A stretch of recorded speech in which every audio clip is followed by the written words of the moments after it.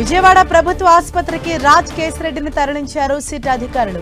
వైద్య పరీక్షల అనంతరం కోర్టులో ప్రవేశపెట్టేందుకు ఏర్పాట్లు చేశారు.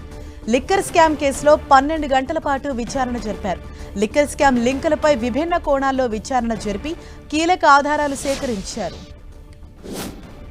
మరింత సమాచారం మా ప్రతినిధి జయరాజ్ మనకు అందిస్తారు. జయరాజ్, రాజ్ కేశిరెడ్డిపై ఎటువంటి ప్రశ్నలు సంధించారు పోలీసులు? ఇప్పటి వరకు అంటే 12 గంటల విచారణలో ఎటువంటి సమాచారం రాబట్టే ప్రయత్నం చేశారు?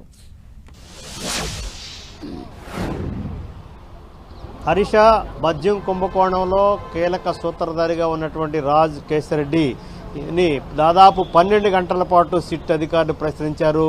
విభిన్న కోణాల్లో ఇప్పుడు వరకు సేకరించినటువంటి ఆధారాలు, సేకరించినటువంటి డాక్యుమెంట్స్, ఏవేవి ఇప్పటి వరకు విచారించినటువంటి ఈ కేసులో ఇప్పటి వరకు విచారించినటువంటి వ్యక్తులు ఇచ్చినటువంటి సమాచారం అంతా కూడా రాజ్ కేశిరెడ్డి దగ్గర పెట్టారు. వాటికి సంబంధించి పూర్తి స్థాయిలో విచారణ చేశారు. దాదాపు 12 గంటల పాటు విభిన్నమైన కోణాల్లో దాదాపు సిట్ అధికారులు 15 మందికి పైగా అధికారులు విభిన్న కోణాల్లో ప్రశ్నించారు.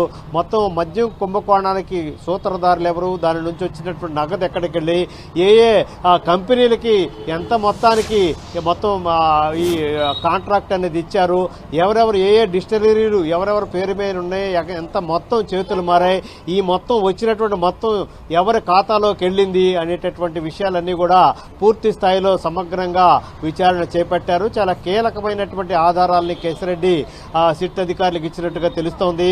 అయితే కొన్ని అంశాలకు సంబంధించి వైసీపీలో ఉన్నటువంటి కీలకమైనటువంటి నేతల పేర్లు వచ్చిన సమయంలో మాత్రం కేశిరెడ్డి తనకు గుర్తు లేదు, తెలియదు, తనకు సంబంధం లేదనేటువంటి సమాధానాలు ఇచ్చినట్టుగా తెలుస్తోంది. మొత్తం మీద చూస్తే ఈ కేసులో కీలకమైనటువంటి ఆధారాలు అయితే సిట్ పోలీసులకు లభ్యమైనట్టుగా సమాచారం అందుతా ఉంది.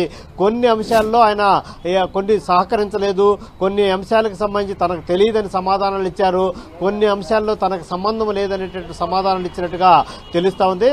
రాత్రి 11:30 గంటల ప్రాంతంలో సిట్ కార్యాలయానికి తీసుకొచ్చినటువంటి పోలీసులు తెల్లవారుజామున 3 గంటల వరకు కూడా విచారించారు.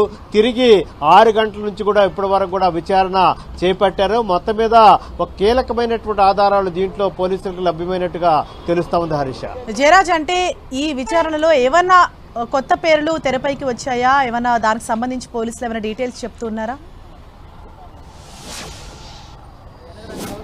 హరీష, దీనికి సంబంధించి అధికారికంగా అయితే సిట్ అధికారులు ఎక్కడా కూడా ఇప్పటి వరకు అయితే మాట్లాడలేదు, మాట్లాడే అవకాశం కూడా ఉండదు. మరికొద్దిసేపట్లోనే ఇప్పుడే ఒక 5 నిమిషాల క్రితమే కేశిరెడ్డిని సిట్ కార్యాలయం నుంచి విజయవాడ ప్రభుత్వ ఆసుపత్రికి తరలించారు. అక్కడ వైద్య పరీక్షలు అయిన తర్వాత విజయవాడలో ఉన్నటువంటి కోర్టులో ప్రవేశపెడతారు, న్యాయమూర్తి ఎదుట ప్రవేశపెడతారు. దీనికి సంబంధించినటువంటి డాక్యుమెంటేషన్ అంతా కూడా పూర్తయింది. ఈ కేసుకు సంబంధించి పూర్తి స్థాయిలో లీగల్ పరంగా ఏమేమైతే ఆధారాలు ఉన్నాయో, లీగల్ గా ఉన్నటువంటి డాక్యుమెంటేషన్ అంతా కూడా పూర్తయినటువంటి తర్వాత మరికొద్దిసేపట్లోనే విజయవాడ ప్రభుత్వ ఆసుపత్రి నుంచి న్యాయస్థానం వరకు తీసుకెళ్తారు, న్యాయమూర్తి ఎదుట ప్రవేశపెడతారు.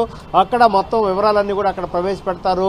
మొత్తం మీద చూస్తే దాదాపు 12 గంటల పాటు విచారణ తర్వాత కీలకమైన ఆధారాలతో కూడినటువంటి అంశాలన్నీ కూడా మరికొద్దిసేపట్లోనే న్యాయమూర్తి ఎదుట ప్రవేశపెడతారు. దీనికి సంబంధించి ఈ మద్యం కుంభకోణం ఏ విధంగా జరిగింది, దీనిలో ఎవరైతే పాత్రధారులు ఉన్నారు, ఎవరు సూత్రధారులు ఉన్నారు, ఎంత మొత్తం జరిగింది, ఏ కంపెనీలకు ఇచ్చారు, దాని వెనక ఎవరున్నారు అనేటటువంటి విషయాల్లో కీలకమైనటువంటి సమాచారం పోలీస్ సిట్ అధికారులు కేశిరెడ్డి ఇచ్చినట్టుగా సమాచారం అందుతా ఉంది. మరి కొద్దిసేపట్లోనే విజయవాడ ప్రభుత్వ ఆసుపత్రి నుంచి న్యాయస్థానం వరకు తీసుకెళ్లి న్యాయమూర్తి ఎదుట పోలీసులు ప్రవేశపెడతారు. Harisha, thank you Jayaraj.